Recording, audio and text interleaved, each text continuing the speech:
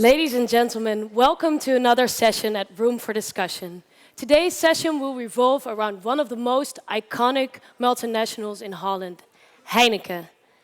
Heineken is one of the most popular employees amongst Dutch graduates, and it has grown out to be the second largest brewing group globally. Yet, on the other hand, Heineken has been subject to criticism because of the way it is doing business, specifically in Africa. Today we have the honor of welcoming the CEO himself, Jean-Francois van Boxmeer.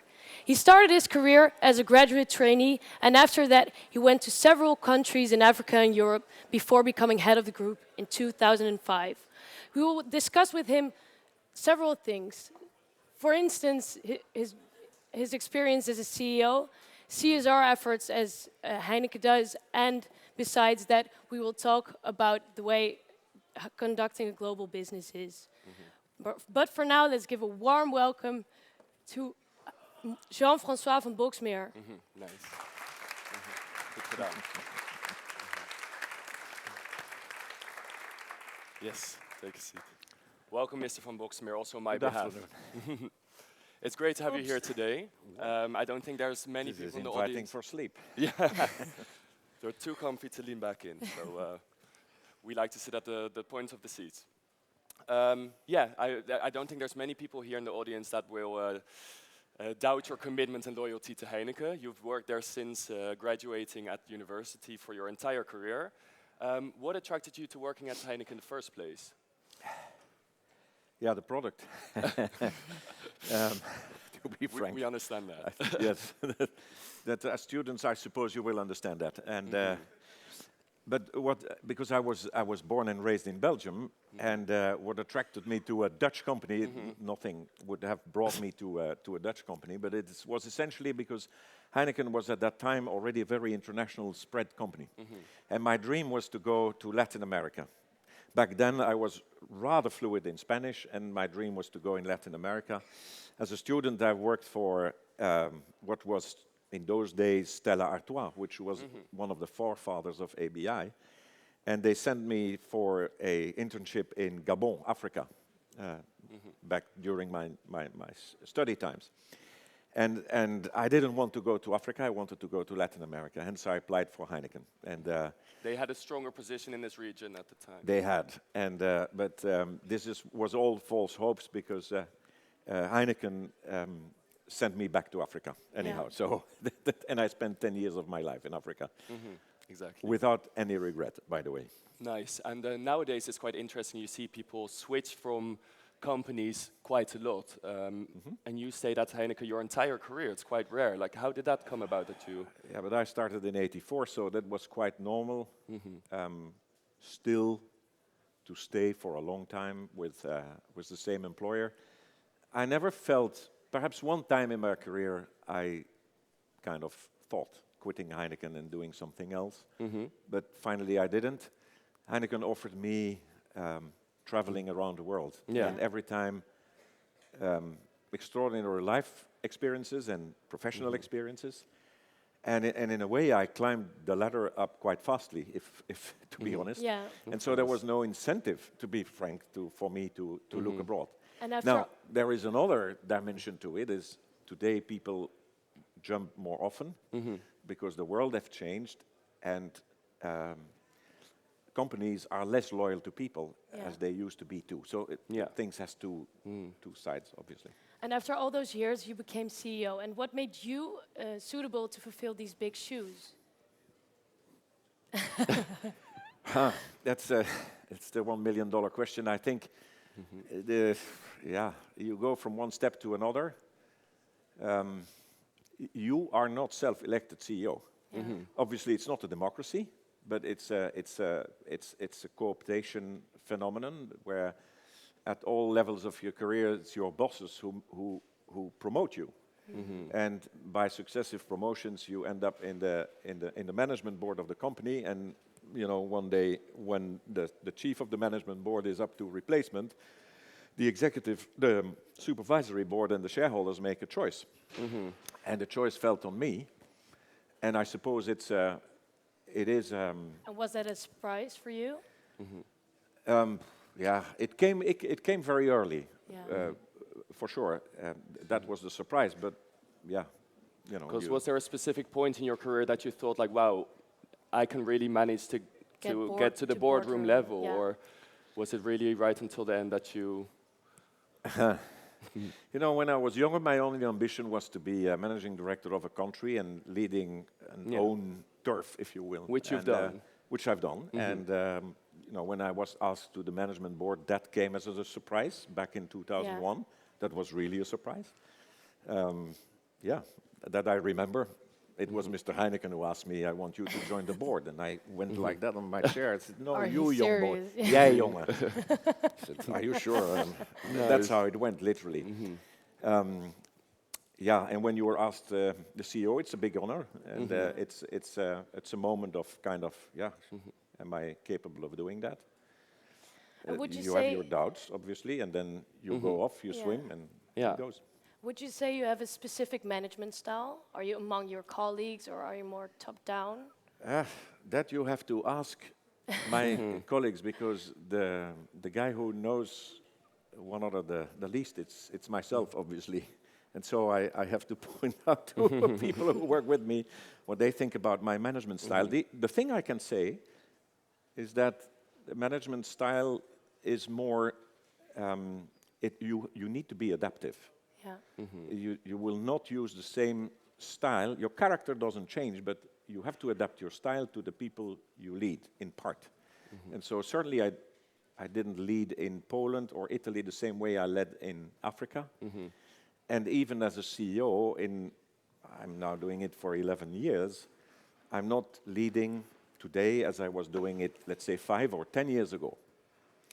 That is for sure. But what you need is it's a mix of top-down and empowerment. If you want to, lead everything and prescribe everything, you will go nowhere. At the same time, you have to be clear in the vision where you want to go, and you have to make that vision is shared. If you're alone with your vision and nobody is coming with you, you're going to get nowhere. I guess the CEO is essentially asked to, from time to time, to make tough choices, and that is, I think, not being afraid of making decisions is what is required from you. Yeah. So one of And in a way, today I have to deal only with a few directions the company has to take. Acquisitions, obviously, is often a little bit the prerogative of the CEO, as is divestments. It's the appointment of the senior people that you have to look after. That's very important. That's how you shape a company. It's through people. Not so much through policies. It's through people that you shape the company. And then you got, on an operational way, you got only the most, excuse my French, the most shitty problems on your plate, because they come to you because nobody else can solve them, right? So that's the less glamorous part of the job, obviously. But I'm lucky because I have a very good team. And it's going quite well with that concern. Nice. So if I would have to kind of summarize it, being agile and adaptive is one of the most important traits for a CEO, to work with different people from different levels in different locations as well. Whilst holding your direction for the business, obviously, because we are a business. And you have to grow your business. Yeah, true. And would you say you have role models, previous CEOs from Heineken that you see as... It's always dangerous when you learn from a series. When you make a career, you have a series of role models in your careers, and you have positive and negative ones. I have had very good bosses. You have very good bosses and bosses who are less, and it doesn't matter the names, right? For role models outside of your own company, I'd rather look into politics. In political leaders. Because in leadership, they are the greatest achievement, what leadership really means. Would you have a name, for example, a political leader that you I think from the can previous... identify with, maybe? Yeah, from the previous century, people like Mandela or the Pope John Paul II are really extraordinary role models, or the Mahatma Gandhi, which are leaders that goes beyond the classical war leaders like Winston Churchill or the General de Gaulle or President Roosevelt, who were great leaders. If you read biographies of these kind of people. You have a very good leadership management book. So don't buy the stuff of Harvard. Go and read biographies about these people and make up your mind. You learn a lot from those people. Because they inspire you. Yeah, absolutely. Inspire you, sorry. Yeah.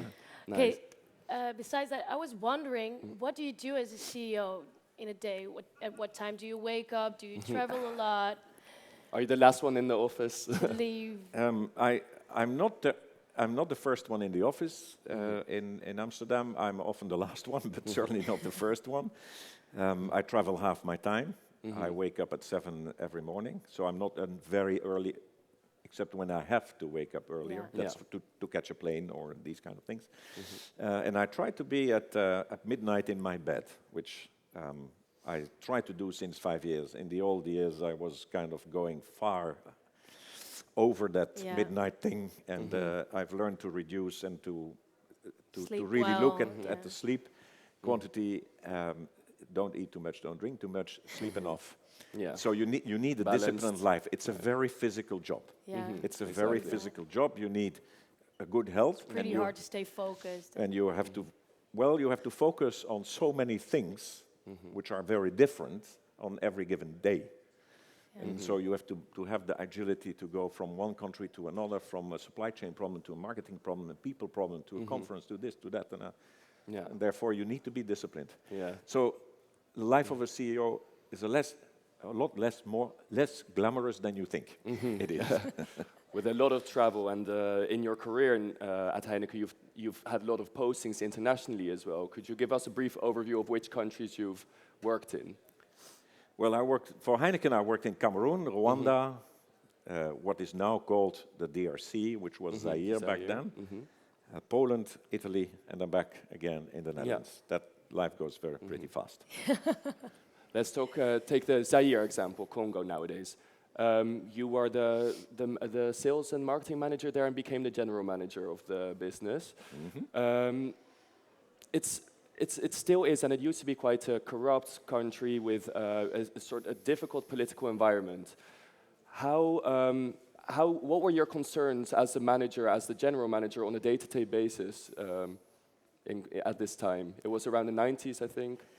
That was the early 90s. I stayed there from 1990 till I left in I came in on the 2nd of January of 1990. I always remember that. I crossed the border in Goma, took the plane and went to Kinshasa. I came from Rwanda. And I left I think in April 96. I've witnessed the end of the regime of President Mobutu at the time. I've learned what a jungle is. A state without law and order.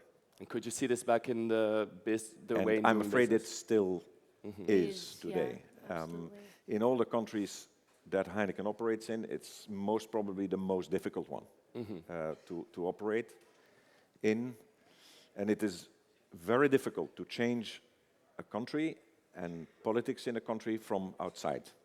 You can give a lot of pressure, but it's very difficult if it doesn't come from within. Now, the problem with a country like the DRC is that a lot of people emigrated from the country because it's hopeless. And so they went to South Africa, they went to Europe, they went even to the United States. And one has to hope that one day you will have, like we have seen in Rwanda, on the back of a terrible genocide and civil war, but that you see a kind of diaspora which was brought up in other countries, coming back in their native country and contributing, setting it to growth and more inclusive economic activity than it is today. But this difficult sort of political environment, how did that translate back into your role as a general manager there? How would that reflect the Heineken's operations? In the 1990s, and I can only speak experience of something which is already dates back to a long time ago. You have to preserve your business, you have to preserve your people, and at times you have to stay alive. We worked in circumstances where we had more than 10,000% inflation a year, if you will, and you have to survive that. At the same time, you have a lot of people who rely on you for their living. So it is, when you are general manager and you have that steer, and in those days, Heineken was a much more decentralized company than it is today. And you know, you had contact with Amsterdam, with your boss, perhaps 2-3 times a year, not more. There was no satellite, or you know, the satellite was coming with Inmarsat, but it was just the beginning. You had no internet, all these things. So it was another world, and you were pretty much left to your own devices. And you wanted to develop your business, but at the same time take care of the people that worked for you. And you So had to we make pretty succeeded hard doing that. decisions, right? Do you have an Yes. example of that? Well, yes.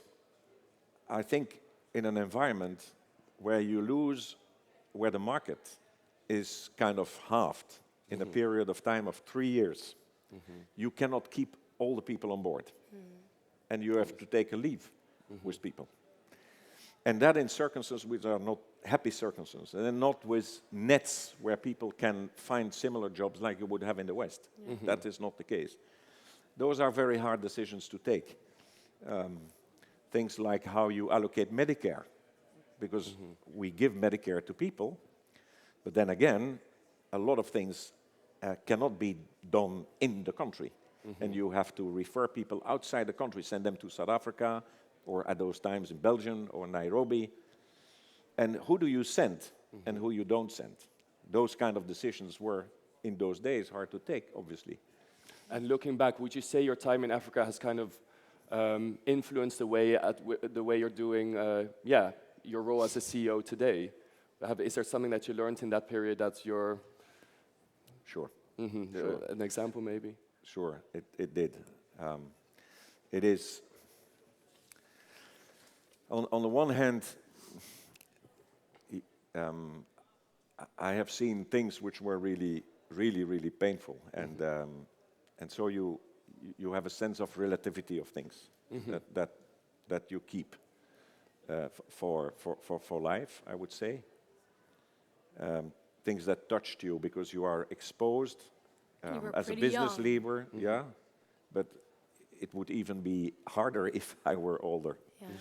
And on the other hand, that is what shaped you as a human being. And as a business leader, it's the opposite. It's to take decisions every day and not hesitate. You know, very young, and because I was young, you were confronted with things and you had to take immediate action. That means take a risk and go for it. Now, that's what I learned in Africa. Great.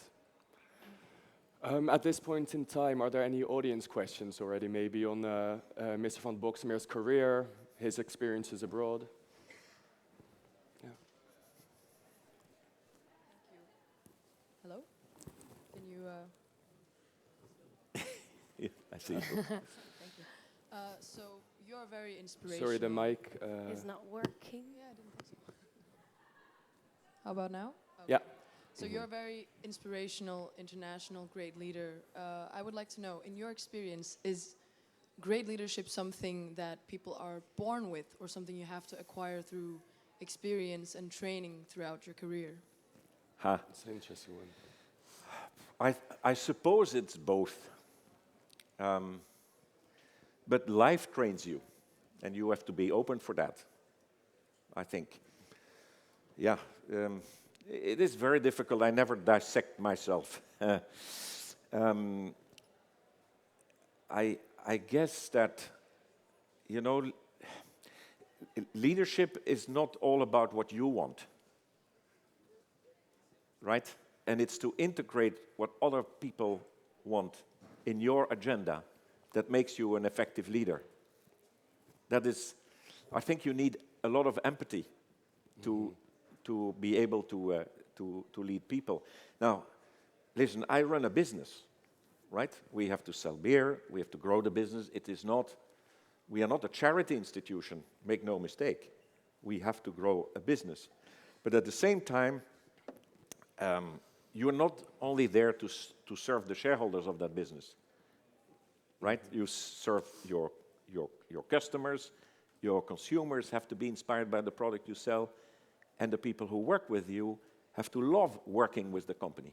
They don't have to love working for me, but for the company, right? And they have to feel that they have a purpose in life, other than just making money. Now, it is a subtle balance, obviously, because you have to make money, otherwise tomorrow you are unsustainable as a business. At the same time, if you as a business, you only push the people to only make money, that's not going to be very inspiring, right? So that is and as a leader you have to take care, and that in a context of a society which pushes you more into that direction or in another direction. And obviously, over the last years, it's very clear we came from a world over the last 25 years which pushed companies a lot into direct, immediate, short-term shareholder value maximization, into companies who have to care, like I studied when I was a student, that a company has to care about its shareholders, of course, but also about its workers, its suppliers, and its customers. A much more balanced business model. Nice. I think we should move on to the next topic of today, the CSR efforts of Heineken, which are particularly impactful in emerging markets such as Africa. Africa has been one of the cornerstones of Heineken for quite a while now. I know around the 50s, I think, it already accounted for over half of Heineken's export incomes. You yourself have once called Africa one of the best preserved secrets of international business. During your time in Africa, because you spent over 10 years there, I think, did you feel that Heineken always had, the activities of Heineken were largely beneficial to the continent?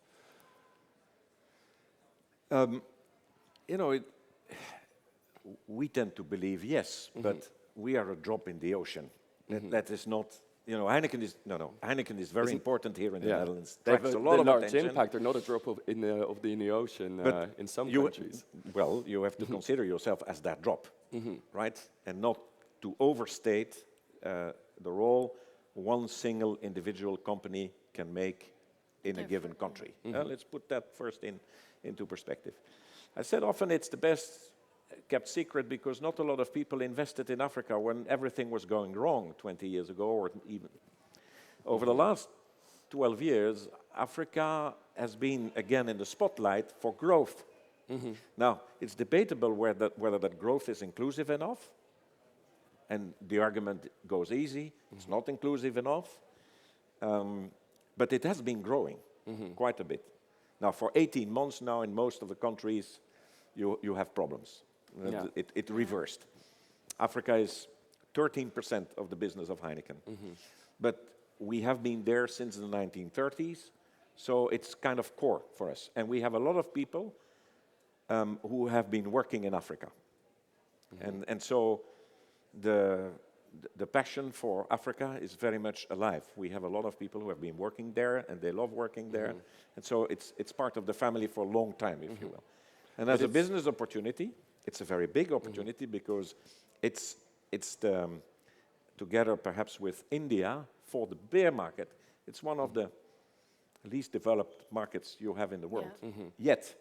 So the glass is really half full, if you want. And for long-term perspective, for Heineken, certainly Africa and India are the longest-term perspective. Therefore, it's strategic. Because it's an area of high growth as well.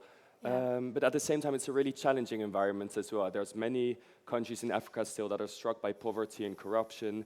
And I can imagine myself that it's maybe hard to maybe keep the balance between ethical business and how to position yourself within these countries, and at the same time aim for profits, aim for maximized profits. Like, how do you keep that balance, or that's? It's a very good question. It is a very good question. First and foremost, and I come back to that point, we are not an NGO. We are a commercial company. Exactly. All right. So the profits on the one side. So if a company does not make profits, it is unable to invest and nurture its future growth. It's as simple as that. If a company starts to make losses, it won't exist tomorrow, right? But at the same side, there's an ethical code of conduct that you... If you take that into a thing. Now, then the ethical code of conduct, we have them in place, obviously, as every company. 30 years ago, were they in place like they are today? Of course not. It's an evolving stuff. And I think it's good for the world that it evolved in the right place. Was there an ethical code of conduct back in the day, or is it just, No. is it had something When more? when I was working, 30 years ago, you could deduct bribery money from your tax bill here in the Netherlands if you could have a, right? Or bribery money, smeergeld, as it was called, yeah? I mean, you have to realize how the world have changed also. So don't read the world yesterday with the lenses of today, because that will bring you nowhere. But the world evolved in a very positive way. And that makes operating in Africa all the more difficult. Yeah, but Because the practices in Africa did not evolve as fast as the ethical agenda in the West. yeah, but you Realize have a that. global So it's code much of more conduct. difficult. But it is not impossible. I've learned that if you want an anecdote, so 20-odd years ago in the Congo, we had a lot of pressure, obviously, and I learned from an important man in the administration of Mobutu. He said, when you are pressured to give money, never say that you can't do it because your boss told you not to do it because it's unethical. Just explain why you can not do it because you don't have the money. Okay. And you know, it saved my life. So really Because keeping that's what the I business explained. perspective in. You know, I have to pay my personnel. It's very difficult. You understand, I cannot, and etc., etc. Because if you say, well, my boss doesn't want, but I have the money, they put you in jail, and they just wait till you pay the money, right? But it's not. You have to realize things often, issues of corruption, you have always to think about what is passive and what is active. Active corruption is what you pay to get something that you don't have the right to have. Passive corruption is you want to protect yourself, not to be ripped off. It's a survival thing. Exactly. You respond to green mail. Yeah. So you have the two phenomenons, obviously. So accepting corruption in a way to maintain and defend your position in the country, maybe, or No, because today we tend not anymore. Also, passive corruption has been kind of winded down big time in the group, and that is the difficult part to handle. It's the most difficult part to handle because people stop your business, right? Okay, but And back that is to- the price you have to pay. And there are countries where you cannot even operate anymore because of that. An example of that has been historically Angola. We left Angola and we sold Angola exactly for that reason. See, because it became just impossible. And then we had to quit the country, as an example. Yeah. But back to the code of conduct, what are to you the most important values in code in doing business in Africa? They are the same as everywhere else in the world. Yeah. You don't have to have a But code do of you conduct. think it's possible to have a code of conduct that is globally, even though Africa has such a different... We have no choice. Yeah. We have it in place, and Africa requires a lot more efforts of education and nerves to make it happen. That's for sure. You have to educate your own people, and we develop more and more efforts into that. Yeah. And you need to have nerves. You need to have nerves, because the response of a state who you don't bow to their desires is just to put you what I call tax harassment. Yeah. And then you need to have nerves and resorts to other diplomatic solutions where you need to have a pressure from state to solve that. Yeah, and it's not entirely something, as you say, from the past. I mean, even though there's a strong growth now in Africa, there are some countries where it's still a problem. I would even say Congo is a country that's Still is still a problem, fairly yeah. corrupt. And there's been a book, Heineken Africa. It's by Olivier van Beem. I've got a copy here, and he mentions that Heineken has within Heineken there's also been some examples where still maybe today there's money being paid to certain people within the company, maybe to get contracts done or licenses done quicker or relationships. Is this something that do you recognize something like this? Maybe from back in the day as well, or how? Is this something that you just have Because to there's deal one with? quote in the book that says, Eduard Potberg says, as soon as you do business here in Africa, you know that you're part of the system. Can you Who says relate to that? that? Eduard Potberg. Who's that? It's a journalist. And Okay, yeah. Yeah, okay, you're part of a system. Look, you can dramatize everything. If you talk about the book, it's a whole history. It goes back quite a bit in time. It reads a lot of our history with the eyes of today. A lot of facts are absolutely true. Yeah. There are also a number of facts who are absolutely untrue, but it's not the purpose of the debate to go point by point. But it develops a thesis, whether a company does right or does wrong. What it absolutely touches, it's about the limits of, where right can go wrong. And frankly, from time to time, it goes wrong. What do you think? We're all human beings. of course. And the book of Mr. Van Beemen, who I never met personally, We neither. but I was told he is here in the room. You're there? Oh. So we will meet perhaps after the meeting, right? I think for once, whether that book, of course, it does not. We don't like it because it's confronting and it damages the Heineken in a way. It damages. Yeah, I know. It's always the big words. It could, in some eyes. Yeah. If you believe literally everything, it does. If you have you take it with a pinch of salt, perhaps a bit less. On the positive side, we never had very critical books in the Netherlands, except about, the dealings of Mr. Heineken himself, which, as a celebrity, has been very entertaining in the Dutch life. What it certainly does, it is to review our practices. And one of the things is that we recognize some things there, and we said, we should perhaps ask other people about an independent opinion. And so we have been lately much more in dialogue with NGOs to ask their opinions. Human rights processes, you have to ask independent people to review that. Yeah. In your name and give them access and let them do, because you might come across things that you don't see or you didn't intend to do, and then come back with the because accidents happen, of course.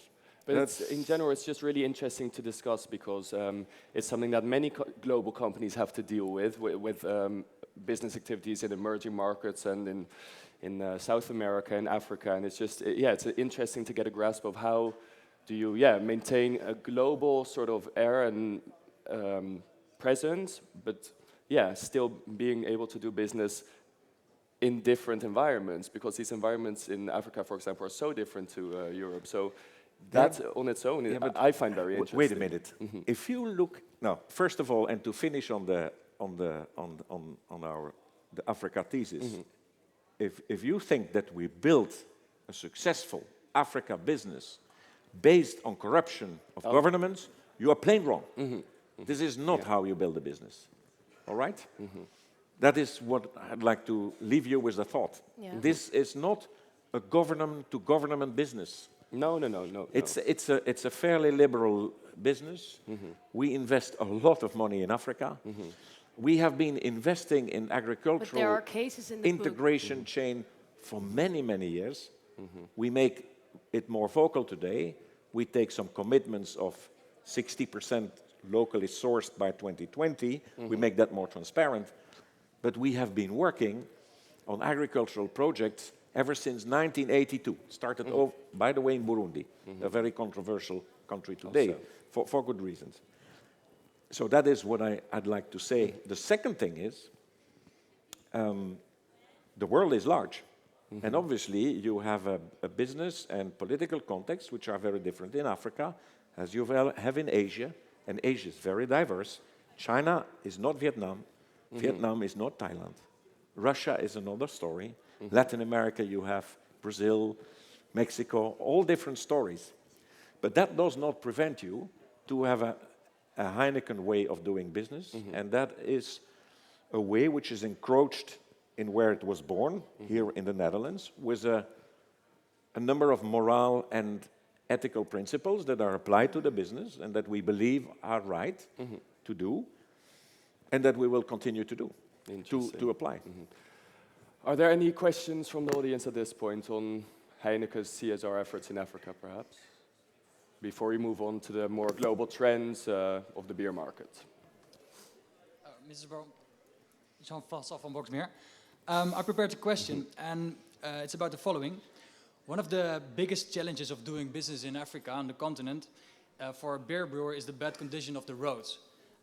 Customers are still hard to reach, and currently the Chinese are investing highly in the infrastructure in exchange for stakes for supply of natural resources, and therein also the influence in the governmental policies. And therefore my question, are the Chinese a welcome business partner on the African continent? There are two parts. You know, from a Heineken perspective, one day somebody, an analyst of financial world, said, "What's your strategy in Africa?" And I said, "Yeah, here you have again the big word." And then I said, you know, like it slipped off my tongue, and I said, "Follow the Chinese." Because it is true, the Chinese are investing in Africa, and they have their own agenda. Europeans are not investing anymore in Africa, and they do not have an agenda, okay? Now, at least give the credit to the Chinese that they have an agenda. Their agenda being? It's a very self-serving agenda. They need the natural resources of Africa for the development of their country. And they have to do something back for that, to have the timber or agricultural land in Ethiopia or manufacturing resources or, you know, minerals, and they need to do something in return. And instead of spreading money, they come with infrastructure projects. One of the key capabilities of China is the development of public infrastructure. If there is one nation that can develop towns and roadworks, railroads in a short way, very efficiently, it is China. Nobody can give a lesson about infrastructure in the world than China. And I think if you consider it under that angle, it's a quite logical kind of trade, your resources against infrastructure. That is more or less the deal. Now, with China slowing down its infrastructure efforts and redeploying its efforts in creating a bigger consumer market, that might change the picture for Africa, and we have seen it lately. But I think that for many countries in Africa, China has brought a lot of positive things. Then, there again, you can discuss how they do it, with a lot of important people to do it, and you know, you can discuss the way it is done, and it's not for me to, I don't know it enough to really put a judgment on that, but that's the quid pro quo you have between China and Africa, and I think it's a very rational and, in principle, good agenda. I would like to see Europe investing more in Africa. You know, people are always complaining about immigration here. Now, the response to immigration is not to raise barriers at the entrance of Europe. It is to invest in Africa and North Africa and the Middle East, to give jobs to a population which is where the population is exploding. And if you don't enter a virtual growth path, you will have flows of immigration which will only go up. So that's another angle. That could be the agenda of Europe, if you ask me. Okay, thank you for your question. On a different note, Mr. van Boxmeer, do you enjoy drinking a beer yourself? Yes, I do. How many? I became a moderate drinker over time. You After know? being a student, I suppose. Yes, well, it went down gradually because you know that when you cross the 50, the 50s, your liver is breaking down a little bit less Yeah. You have to be more rapidly, careful. and you have to be. But I'm a regular drinker. Yeah. There is no day without a beer. We're asking this because many companies today are subject to regulatory pressure and lawsuits because their products are a threat to public health. And does this apply to Heineken as well? Yes, of course.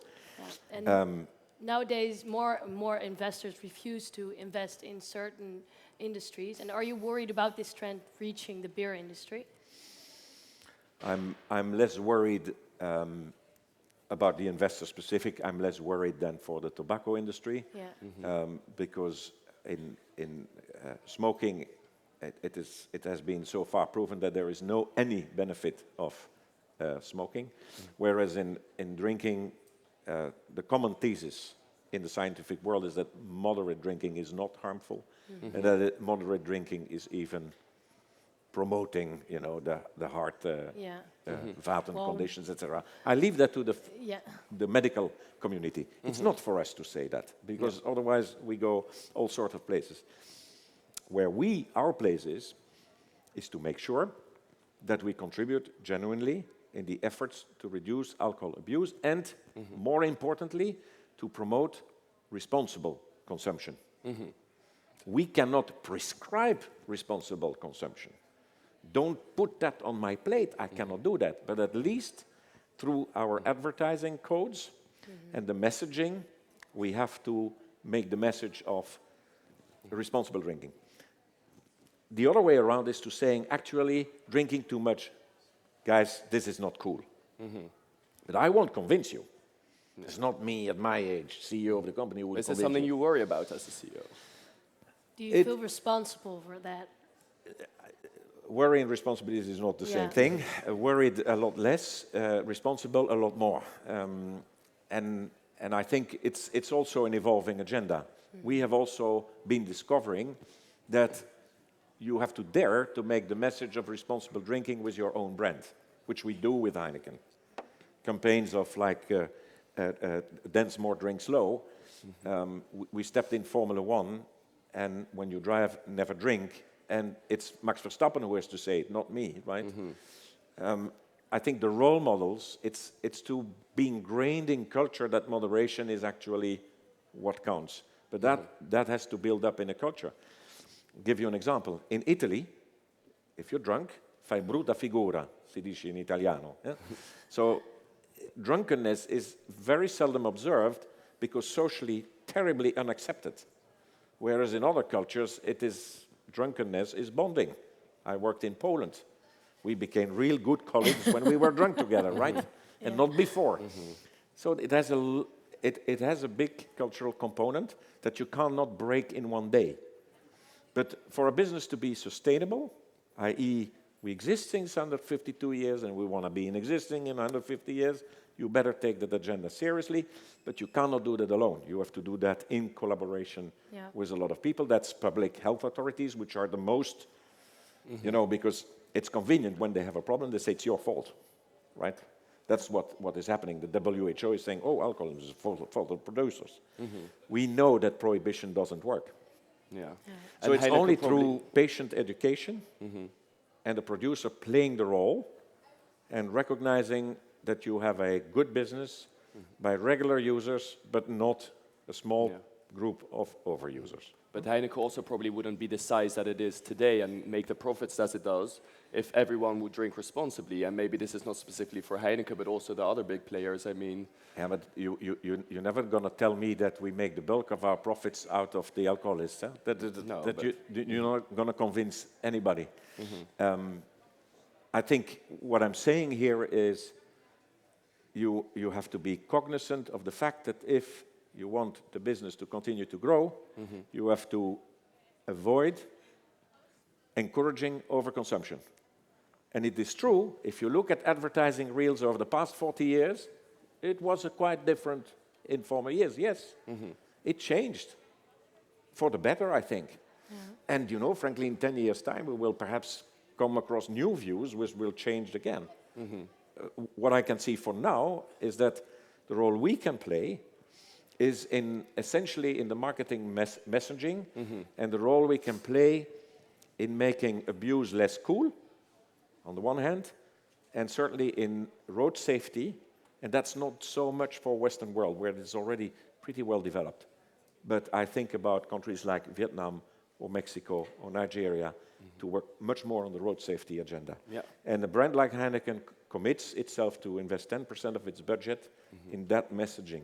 Exactly. And that's mandatory worldwide. So spreading that message within the advertisement is a big part of the business. Yeah, and accept to learn, huh? I mean, So. it's a journey. I don't have the solution. Those are things that we try out if they It will work. change in time, yeah. And also moving on to one of the big events in the beer industry, the merger between AB InBev and Saab Miller. It's completed recently, and the post-merger size is thought to be about 25%, and that compares to around 10% of the sales volume of Heineken, if I'm correct. Yeah. What do you think this deal will have as an impact on Heineken specifically? You're now as a second large player. Yeah, you know, we used to be number 3, and then it suffices that number 1 takes over number 2, and secondly you are number 2, right? Yeah. So what's Good the for point the of rankings, at least. what's the point of being number 1 or 2 or 3? The point is that we are much smaller. You know, the firepower of ABI is 4 times ours. It's a much larger animal. It's Goliath. We are more David, if you will. And then we have a lot of more little Davids popping up everywhere, certainly in the Western world, with the phenomenon of craft brewing growing in the United States, but also in Europe a lot, which brought back beer in all its diversity on the agenda. And that's very good. I think the most important competitive trend in our industry is the craft brewing phenomenon. Yeah. And the diversity of beers that people are rediscovering. That's also good for our business. If we don't Is that play good that, for your business? How yes, is that good for your absolutely. business? Now look, here in the Netherlands, you live in the Netherlands. The fastest growing brand in the Netherlands is Brant beer. Yeah. It's part of the Heineken family. We have 250 beer brands next to the Heineken brand. Heineken brand is sold all over the world, 180 countries. And then we have 250 other beer brands, plus cider, plus distribution, pubs in the UK. We are very much diversified business. And beer remains a very local business, make no mistake. You have to fight every town. It's not about the world. It's not about a country. It's neighborhood by neighborhood. It's a guerrilla business. Even if you have global brands like Heineken, and we have the largest global brand in the world, like Heineken. But what craft brewing brought, it's the whole diversity of taste coming back to Brant. Brant was one beer 20 years ago. Today, Brant is a family of different brews. We even invite amateur brewers to come and brew at Brant, and some of their recipes are put into work and into to sales. Yeah. Like Brant Saison. It is a growing part of our business. It's a rejuvenation of the industry. So it's not good a for us. threat for you, it's good for you, Yeah. for Heineken. And I believe that, you know, the big guy is big, but it doesn't change a lot country by country, if you will. All what they bought, you know, all what SAB had in Europe, they sold to Asahi. Our new competitor in Europe is Asahi. It's not ABI. So what will SAB under Asahi do differently than under SAB? That's the agenda for Europe. Yeah. In North America, ABI had to sell all the SAB business to Molson Coors. Same goes in China. The Coca-Cola business in Africa was bought back by the Coca-Cola company.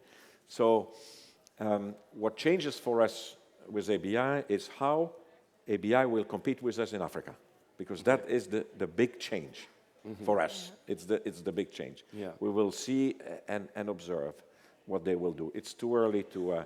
Are we afraid? No, we shouldn't be afraid. Are we taking them seriously? Yes, of course. But in our industry, once more, what's happening at the more micro scale is competitively more important than what's happening at the scale of our bigger competitor. This is where the real play is watching. The play is going on, because our industry is about consumer choice. You're free to choose the product you want to consume. We cannot put you in a system where once you bought an Apple iPhone, you're kind of forever, or in insurance or a bank where you are kind of forever in the thing. Here you can choose every day, you have choice. And it's a very competitive industry. Yeah. And so for us, remaining really focused on the consumer, on the product, never compromise on quality. Yeah. Never Talking compromise on about quality. the competitiveness of the industry, I mean, it's been such a consolidating trend over the past 10 years. I mean, I think before in 2004, the top 10 players accounted for 50% of the market, and then now it's around the top 4 players that account for the top 50%. Correct. I mean, that's such a change. What is Heineken's exact strategy to keep up with this? Because on the one hand, you mentioned entering new markets, maybe in the craft beer, but on the other hand, it's such a saturated market. Would you have a strategy of inorganic growth as well, with acquiring more businesses yourself? Can you? I think explain a bit more? the biggest part of the consolidation, we have seen it. But you will still have deals and coming on, but the very big things Are now over?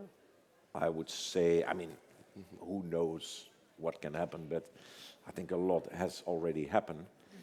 But there continue to be white spots for all of us, and I expect some more deals. And they will will be less big as what you have seen. Yeah. But for us, it's entering new countries, like we entered Cote d'Ivoire just recently. But we did it by greenfield, i.e. we built a new brewery, and so with a organic new growth. brand, and that's organic growth. But we will, there were talks about us making a bid for a brewery in Brazil. These kind of things that you have to expect in the industry still going on. But one have to look at the portfolio of business we have. You have mature markets like Europe and the United States of America, where beer consumption is actually shrinking. Yeah, that has exactly. a lot That's to do with population. The baby boom generation was 20% more numerous than their children. But also the pressured margins, that's also quite a threat to Europe. The pressured margins in the business? Yeah, but that's a business-specific thing. The pressured margins, where a category is declining because population is declining, where retail is more and more competitive, you have, of course, pressure on the margin. Response to that is innovation, because on the other hand, people rediscover, as I was saying, the variety of beers. And so you can grow your business within a declining category. That's Because what Europe is one of the largest. It's the largest. Yes, exactly. So what? It is still the largest business. We are the leader in Europe, and we are growing Europe since 3 years now. So these After, dwindling numbers are quite 10 a years threat. of decline, if you will. Yeah. And so you shouldn't be. We went through a heavy restructuring in Europe. We're back on. And the how are you growth path. solving this problem of the threat of the reduced consumption? You mentioned innovation. Are there other strategies that you're taking to maybe counter the You have some adjacent businesses. In the UK, we have invested in pubs. Yeah. And then again, it's in a declining market. But we see that if you can manage pubs differently, you can make a good business out of it. That's what we did in the UK. You can do that also with distribution. We developed the cider category. We learned that in the UK. In the rest of Europe, it's going to take us 20 years, because I'm not going to say you're going to tomorrow drink all cider. That's not going to happen. It takes you 10 to 15 years to build up a new product consumption. It took also sushi and sashimi. 30 years ago, nobody knew what that was. Today, Nowadays, everybody knows yeah. it. But it was 25 years in the Northern Europe. Olive oil. Well, the same goes for cider. It will take time, but if you patiently build up a category, which we will do at Heineken, you come back in 20 years' time, and we will be a big cider business next to being a big beer business in Europe. At the same time, in India, people drink 1.5 liter beer per year. So, if you just go to where China is 35 liter, you can imagine what it is with more than 1 billion people. Yeah. So over the next few years, would you say there's a specific trend that we'll see happening in the beer market, and maybe Heineken will, a specific geographic location, maybe a new product group? You mentioned the craft beers, the ciders. Anything we need to look out for, or are those the ones? It's all of that. It is new beers, it's a cider, and new geographies. And the new geographies Such are as? Africa. We talked at length about Africa with all its difficulties. And India, India, of course. which is yeah. as big as Africa, is one country, but it's a continent. And there, for us, also is a big development area, as is Southeast Asia, and still, certainly in the premium end, markets like Brazil and Mexico.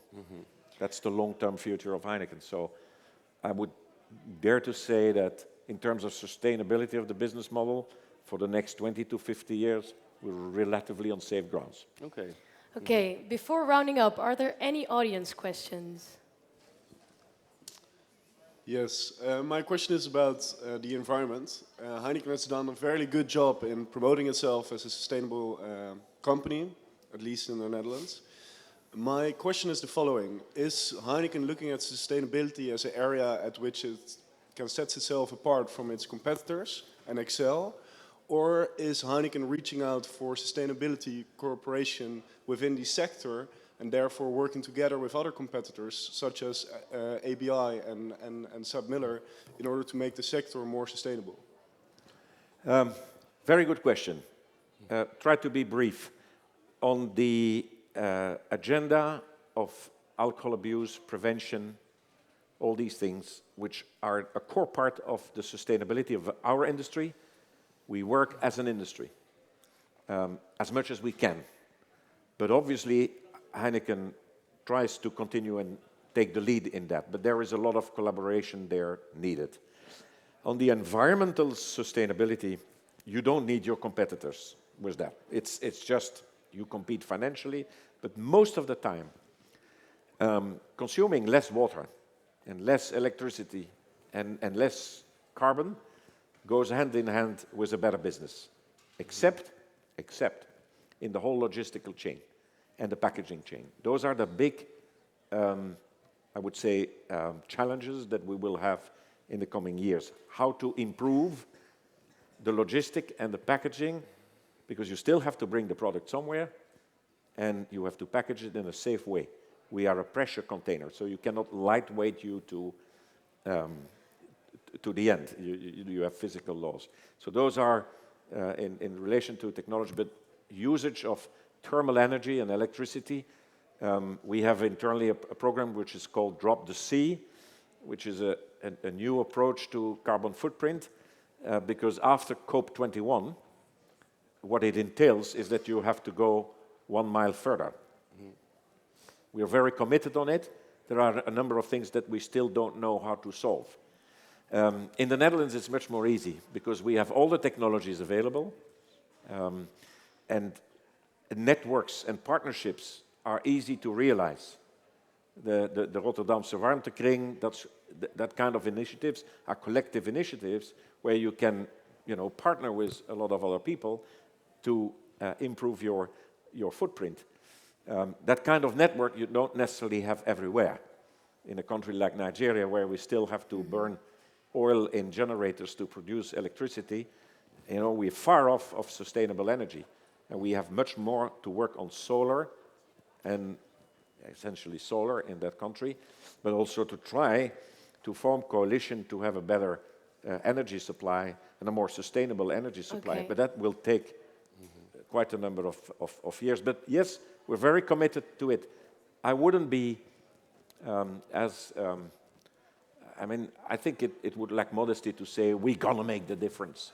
We try to make a difference. But you're Thank you making for good your effort. answer. Yeah. Are there any other I questions? think that's the door.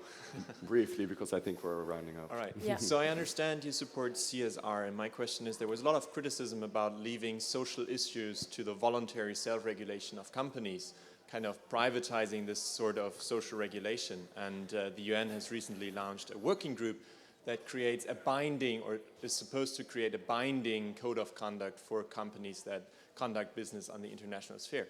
Are you in support of such binding governmental regulations, or do you rather prefer companies to be voluntary, take care of that themselves? Oh, wow, this is a question. I think as long as you have nation states, you have to accept that the most binding regulation is the one of a nation state. In effect, all supranational regulation is done to overcome the fact that you have a lot of nation states who have regulations that are way below or non-existing towards what you have in the Western world. That is what is at stake. And of course, it's very fashionable to deploy initiatives on that field. And it would be very unfashionable to say that you don't support these. But you have a flurry of them, obviously. But at the end of the day, if the UN would come to something that would be binding for the whole world, that would be a great achievement, obviously. But I'm afraid it's going to stay a dream. But it can give some principles that you can work on, which are good, like the UN Sustainable Development Goals, the 19th, are a very good proxy how to organize your sustainability work. And I think the whole world can relate to that. It's a very good initiative of the UN. So, Thank you for your question. One last question. Olivier van Been. Yes. finally. Well, I actually, just a quick remark, I'm the author of this book about Heineken. I asked for interviews and I asked for, with the Heineken people, and I sent a whole manuscript, but unfortunately there wasn't any reaction. My question is, what were the concrete changes that were made after the book was published, actually? You were saying that it's a very interesting book. There's never been such a critical book on Heineken. What changed after you got the knowledge in this book? I think I alluded it before, and to make a very short response, it's soul searching and then fact searching. And again, I could go about things in your book which are right and things which are wrong, but at least it went on to some soul and fact searching in our company and saying, what can we improve here? What could go better? And by doing so, we realized that we have to ask external people who you don't pay as a consultant, but who do it because they have a mission to improve the world, and open the kitchen, have a look into it, and tell us what you think. We are busy doing that as we speak. Those are the next steps. Thanks a lot for coming to the session today. Our next session will be on the gap between young and old population. This will be with the journalists Matthijs Bouwman and Frederik Hegger. This session will be in Dutch and it will take place on the 7th of February at 1 o'clock. And thank you, Mr. Van Boxmeer. We've learned a lot today on what Heineken has been doing and where it will be going over the coming years. So please, let's have a round of applause for our guest of today. Thank you.